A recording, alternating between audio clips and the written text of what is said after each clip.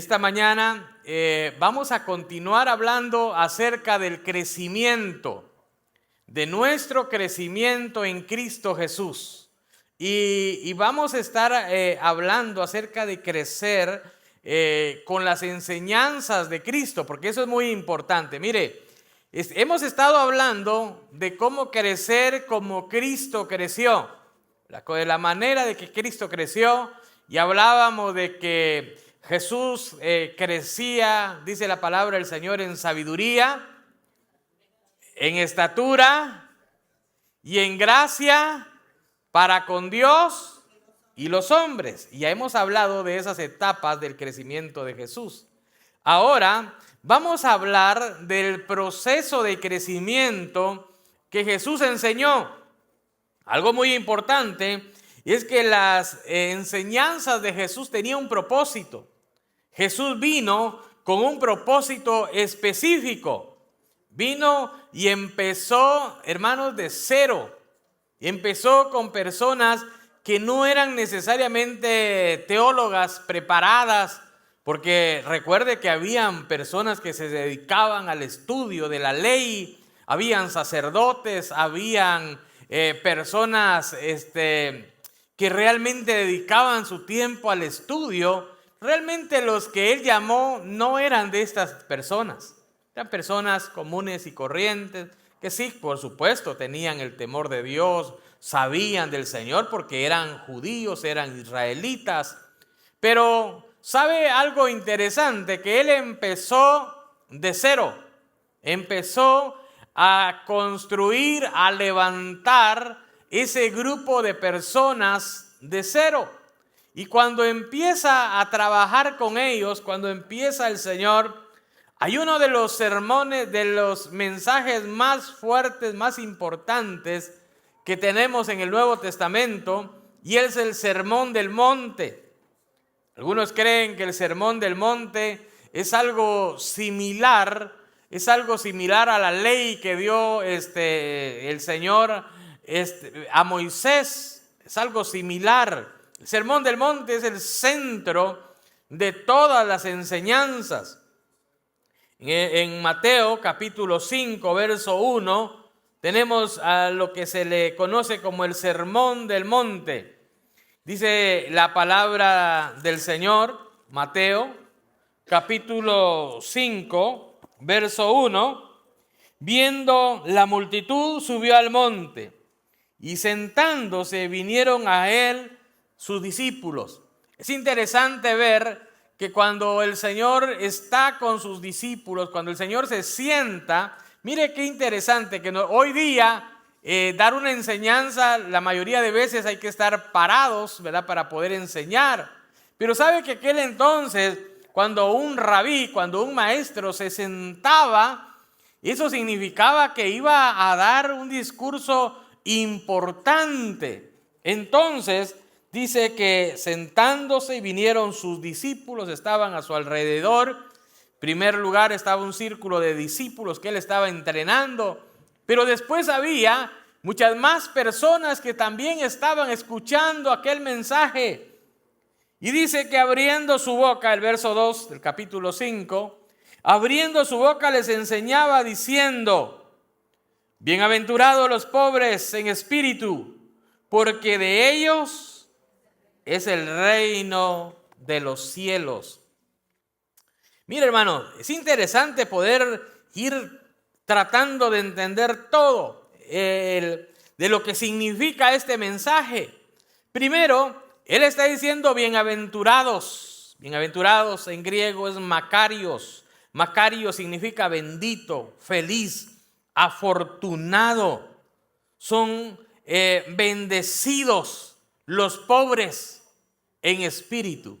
Pero algo interesante llama la atención, porque ¿quién va a poder pensar que un pobre es bendecido? Es como que si no tiene sentido, ¿no? Un pobre, son bendecidos los pobres. ¿Cómo que son bendecidos los pobres? Si fueran bendecidos no fueran pobres, ¿no? Lo que viene a nuestra mente. Y sabe algo interesante, que esta palabra pobre Otra vez, en griego es la palabra tojos. Y tojos significa un pobre, pero un pobre pordiosero, un pobre necesitado, un mendigo, una persona que no tiene absolutamente nada, que no cuenta con ningún recurso. Mire qué interesante. No cuenta absolutamente con ningún recurso. En otras palabras, que no está completamente en la calle, ¿verdad? Porque hay pobres que, pues, ahí es, pobremente, pero aquí la vamos pasando, ¿no? Pobremente y ¿verdad? Decimos, es un decir, ¿verdad? Muchas veces, una persona que quizás no tiene muchas cosas, pero sí tiene lo necesario, la va pasando. Esta persona a la que se refiere la Biblia es pobre, pobre, pobre, pobre, que no tiene absolutamente nada. Pero ¿sabe algo interesante que llama la atención? Que está diciendo ahí pobres en espíritu. Pobres en espíritu. Aquellas personas que se dan cuenta de su condición espiritual, que son conscientes de su situación espiritual y que saben que sin Cristo están completamente perdidos, que no hay nada, que no hay esperanza, que no pueden hacer nada. Mire qué interesante poder ver cómo lo miraban en estos tiempos, en este contexto de Jesús. Cuando Jesús estaba enseñando en ese contexto, de ahí hacia atrás, el pueblo había aprendido que todo lo que ellos podían hacer era una consecuencia de sus buenas obras. Por eso miramos, ¿verdad?, a un fariseo decir: Padre, gracias porque yo ayuno, porque yo ayudo a los necesitados, porque yo doy mis diezmos, porque yo hago esto. Y entonces, por las obras que estaba haciendo, tenía la mentalidad que se iba a salvar por las obras. Pero ahora, si tomábamos estas obras, si una persona tomaba estas obras y no estaba cumpliendo al pie de la letra. Ahora, interesante que aquellos entonces, hermanos, la ley le ponían de más todavía y lo hacían todavía más difícil de poder cumplir la ley, de tal manera que era imposible casi cumplir la ley. Entonces, la mayoría de personas se sentían culpables. La mayoría de personas espiritualmente se sentían pobres, se sentían desgraciadas. Y sabe que hay veces que esa palabra desgraciado, ¿verdad? Como que si, no sé en su país, pero es un poco fuerte la palabra, ¿no? Pero en otro contexto. Porque si estamos hablando en el contexto de la gracia, una persona desgraciada es una persona que no tiene la gracia, ¿cierto? ¿No? Que no tiene la gracia. Entonces, estas personas que no tenían la gracia, no tenían esperanza, porque tenía que ser en sus fuerzas para poder lograrlo. Se sentían pobres, se sentían que no tenían ninguna oportunidad. Pero ahora Jesús empieza a predicar de que hay esperanza, de que hay una nueva oportunidad para aquellos que se sienten pobres, para aquellos que sienten que no tienen ninguna oportunidad. Y mire, hermanos, cuando estas personas lo ven de esta manera, hay ciertos textos que siguen a continuación que nos ayudan a poder entender completa esta etapa en donde se empieza el crecimiento. Y sigue diciendo en el verso 4, bienaventurados los que lloran, porque ellos recibirán consolación. Son bendecidos los que lloran. Entonces, los pobres, los que lloran. Y en el verso 5 se cierra esa primera etapa.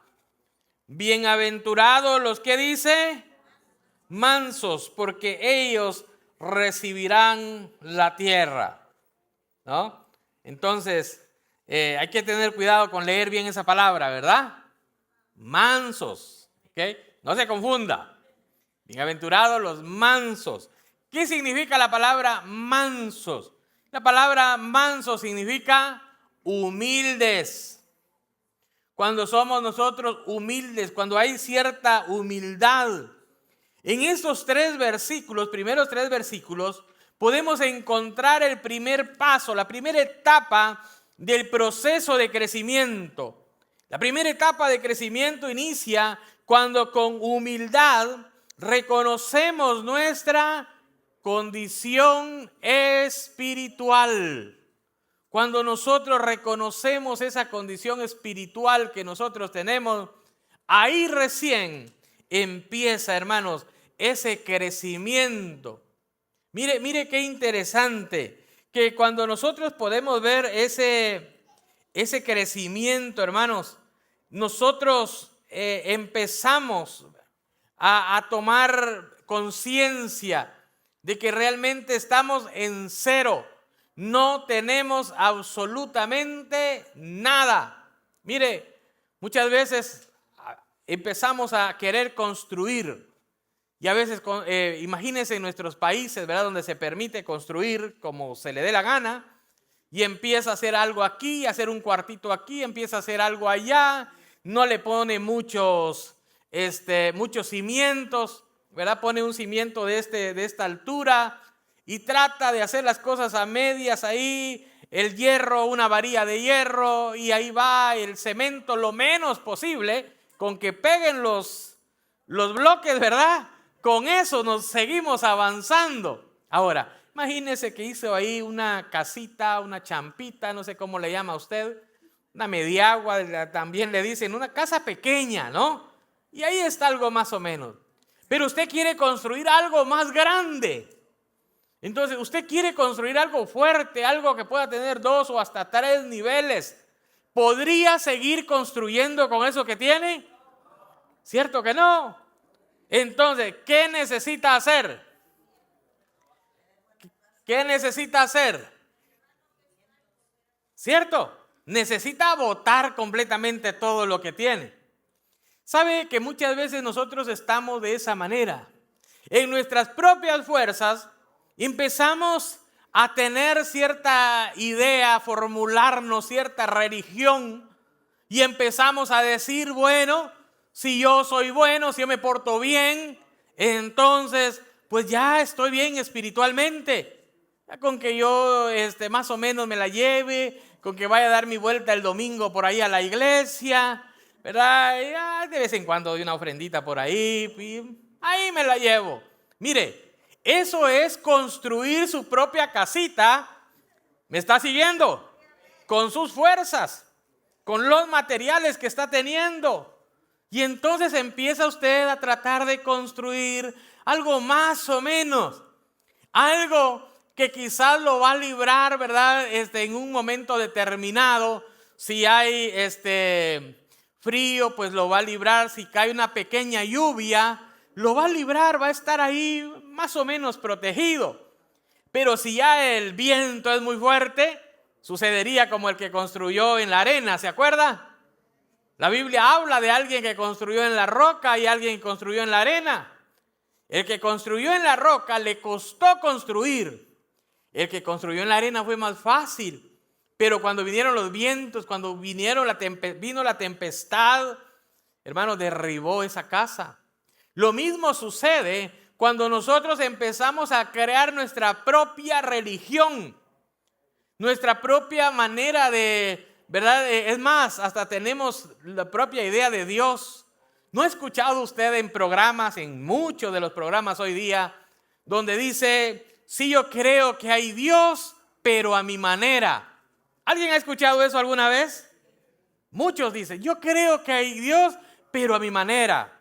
Yo no creo en la religión, yo creo a mi manera. Yo tengo un concepto de lo que es Dios. Eso es construir su propia casita. Pero cuando venimos a la palabra de Dios, Dios nos está enseñando que Él quiere, ¿verdad?, que nosotros mostrarnos y que nosotros podamos ver, no, es que realmente soy pobre. Lo que tengo, lo que he construido, eso no tiene fundamento, no tiene bases. Es necesario, hermanos, quitar todo eso, demoler todo eso, tirar todo lo que hemos construido en nuestra mente y empezar a seguir las instrucciones de Dios. Ahora, esto es interesante, que el versículo sigue hablando y dice que son bienaventurados los que lloran. Qué interesante. Y aquí puedo pensar lo siguiente. Podríamos pensar que bienaventurados los que lloran al ver su condición, los que lloran al darse cuenta que el pensamiento, la idea que ellos tenían no era la correcta, que iban en una vía equivocada, al darse cuenta que han perdido su tiempo, han perdido el rumbo, que lo que realmente ellos son pobres, que no tienen absolutamente nada. Ahora, cuando esta persona llora, entonces llora de tristeza. Y mire, hermanos, la Biblia habla de dos tipos de tristeza, ¿se recuerda? Segunda de Corintios, capítulo 7, verso 10.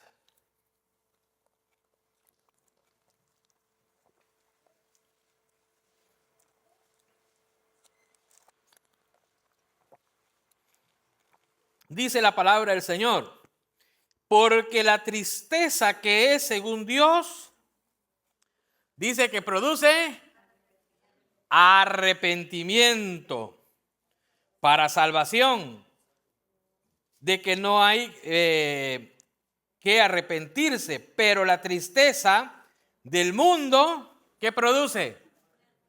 Muerte. La tristeza que produce cuando nosotros nos damos cuenta que realmente en lo espiritual no tenemos nada, que hemos tratado de hacer esfuerzos, que la casita que hemos construido es una casita de cartón y solo tratamos, ¿verdad?, tenemos por lo menos la idea que estamos cubiertos, pero eso no nos va a cubrir, no nos va a ayudar. Entonces lloramos al ver la realidad.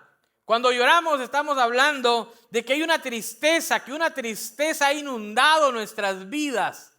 Pero sabe que la Biblia entonces habla que hay esa tristeza que Dios nos ayuda a tener, que por medio del Espíritu Santo usted va a tener, ¿verdad?, esa conciencia y va a tener ese arrepentimiento, esa tristeza que Dios está dando la oportunidad que usted la tenga.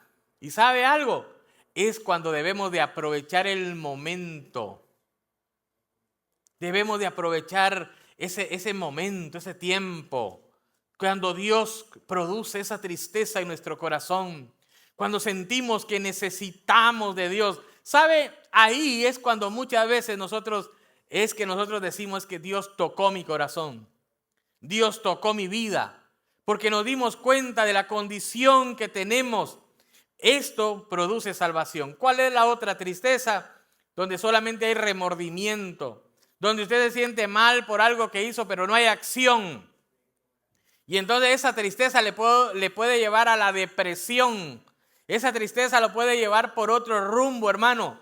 Pero sabe, necesitamos nosotros recordar que necesitamos acudir a Jesucristo. Y, por supuesto, la actitud que necesitamos desarrollar es una actitud de humildad.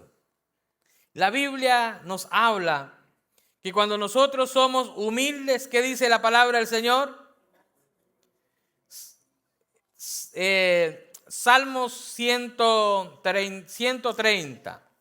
Salmo 130, la palabra del Señor en el verso número 6, la palabra del Señor nos dice lo siguiente. Dice, vamos a ver.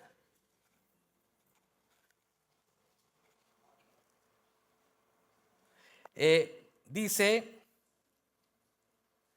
aunque el Señor es grande, creo que aquí me equivoqué un poquito con la cita, aunque el Señor es grande, se ocupa de los humildes, pero se mantiene distante de los orgullosos. Entonces la palabra del Señor nos enseña que Dios atiende al humilde, mas al orgulloso lo mira. Muy bien, aquí lo tenemos, 138, Salmo 138. Salmo 138, verso 6. Porque Jehová, dice la Reina Valera del 60, porque Jehová es excelso y atiende al humilde, mas al altivo lo mira de lejos. Al altivo, al que se cree autosuficiente, al que dice, no, yo no necesito eso, ¿para qué, verdad? Es que la Biblia dice, sí, pero no, la Biblia no. La Biblia fue hecha por hombres, ¿verdad? Yo no necesito saber nada. Y yo sé lo que yo creo, yo sé por el camino que voy, yo pienso, imagínense, yo creo, yo pienso. Nos vamos dirigidos por nuestro orgullo, por nuestro ego, somos altivos, el Señor nos mira de lejos. Pero el Señor, ¿a quién atiende? Al humilde, al que reconoce su condición, al que dice yo soy pobre espiritualmente, al que dice sin Cristo yo no tengo absolutamente nada. Mire qué interesante, hermanos, qué interesante cómo el Señor nos habla. Es esa condición de humildad que nos lleva a reconocer la necesidad de Dios, y esto produce una conversión. Eso produce una transformación. Mire, primero viene el consuelo del perdón. El Señor nos perdona y después nos da el placer de la comunión que tenemos con Él. Dios nos perdona y luego empezamos esa relación con el Señor. Es importante, hermanos, que nosotros podamos ver en nuestro corazón, recordar de dónde nos sacó el Señor. ¿Sabe que eso es muy importante? Mire, cuando iniciamos nosotros nos tuvimos que dar cuenta que éramos pobres sin el Señor, que no teníamos esperanza. Ahora, con el Señor somos ricos, ¿cierto? Con el Señor somos bendecidos. Y eso es lo que dice la palabra. Porque ojo con eso, no nos quedamos siendo los pobres de siempre, ¿no? Ay, es que soy pobre, sigo siendo pobre espiritualmente, es que no tengo fe. Ojo con eso, estamos hablando, el tema general es el crecimiento. Entonces, vamos de un punto a otro, vamos creciendo, vamos avanzando. Entonces, sin Cristo, cuando nosotros iniciamos, estábamos muertos, dice en Efesios. Mire qué dice la palabra del Señor en Efesios capítulo 2. Efesios capítulo 2 dice, Él nos dio vida a nosotros cuando estábamos muertos en nuestros delitos y pecados. Ojo con eso, estábamos muertos en nuestros delitos y pecados anteriormente. Si usted le ha dado su vida a Cristo, eso era la condición que tenía. Pero en Cristo, hermanos, nosotros tenemos una nueva vida, una nueva oportunidad en Cristo. Y ahí es donde la palabra del Señor dice que todas las cosas viejas pasaron y todo es hecho nuevo. La palabra del Señor dice que hemos sido bendecidos con toda bendición espiritual. Mira, hermanos, somos bendecidos, pero antes estábamos perdidos. Llegó la gracia del Señor, esa gracia que nos alcanzó y nos dio una nueva oportunidad. Y entonces ahora nosotros, por medio del sacrificio de Cristo, entonces, hermanos, nosotros vamos avanzando. Entonces, el segundo paso habla de buscar con fe misericordia y justicia. Entonces nos damos cuenta de nuestra condición. no tenemos nada, no tenemos ninguna oportunidad. Pero ahora viene el mensaje del Evangelio, vienen las buenas nuevas de salvación. Y en ese mensaje del Evangelio, hermanos, dice en el verso 6 del capítulo 5, bienaventurados los que tienen hambre y sed de justicia, porque ellos serán saciados. Mire, hermanos, tener hambre y sed de justicia es ese deseo continuo de buscar ser más justo, de tener un cambio en nuestras vidas. Tener hambre, estar hambrientos, ¿verdad? Por la palabra del Señor. Buscar esa rectitud, buscar esa justicia.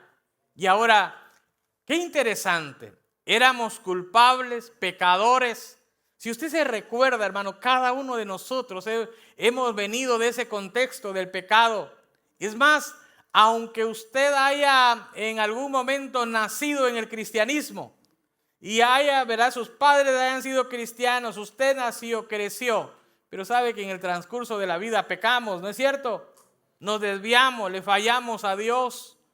Y es ahí, hermanos, en donde nosotros necesitamos buscar la justicia. Pero si nosotros buscamos la justicia, ¿qué nos diría la justicia? La justicia nos diría, eres culpable. La justicia nos diría, mereces la muerte, mereces un castigo. Eso diría la justicia, hermanos. Pero ¿sabe? Jesucristo vino y dio su vida por cada uno de nosotros. Cuando estábamos muertos en nuestros delitos y pecados, dice la palabra del Señor que entonces, pero Dios, mire, el verso 4 del capítulo 2 de Efesios dice, pero Dios, que es rico en misericordia, con su gran amor que nos amó, aun estando vosotros muertos en pecados, nos dio vida juntamente con Cristo. Y ahí entre paréntesis dice, por gracia sois salvos. Y juntamente con Él nos resucitó. Y asimismo nos hizo sentar en los lugares celestiales con Cristo Jesús, para mostrar en los siglos venideros las abundantes riquezas de su gracia, en su bondad para con nosotros en Cristo Jesús. Y el verso 8 dice, porque por gracia sois salvos, por medio de la fe. Y esto no es de vosotros, es un don de Dios. Mire qué interesante, hermanos. Somos salvos por gracia. Hemos sido bendecidos de una manera extraordinaria, pero ¿sabe qué? Es importante que nosotros sigamos el proceso, que nosotros sigamos el proceso. Mire, Romanos capítulo 5, verso 1, dice, justificados pues, ¿se acuerda de ese texto? Por la fe. Tenemos paz para con Dios por medio de nuestro Señor Jesucristo. Mire, justificados por la fe. Buscamos justicia. Por eso dice la palabra del Señor. Son bendecidos los que buscan justicia. ¿En dónde encontramos la justicia? En Cristo. Para crecer necesitamos buscar con fe la justicia y la misericordia. En Cristo necesitamos buscarla, necesitamos, hermanos, ir en esa dirección de poder acercarnos a Cristo. En Cristo lo tenemos todo, hermanos. Pero ¿sabe qué? Sin Cristo nosotros estamos completamente perdidos. Y ¿sabe? El pasaje bíblico que leí al inicio decía esta reflexión del salmista, Salmos 41.